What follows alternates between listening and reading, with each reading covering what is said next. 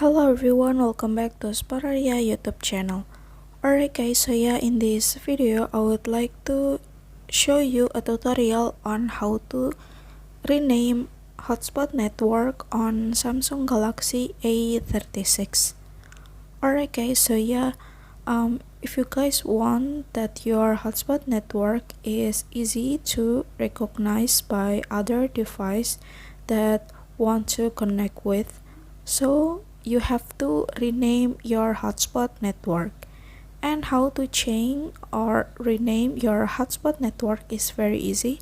So yeah, without any further ado, now let's get started to the tutorial.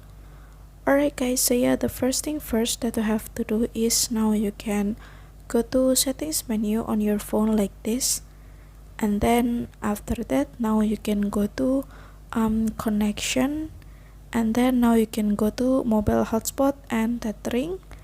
Go to mobile hotspot, and then now you can configure your mobile hotspot so that you can change or you can rename the network of your hotspot, and then click save. And so yeah, the name of your hotspot network already changed.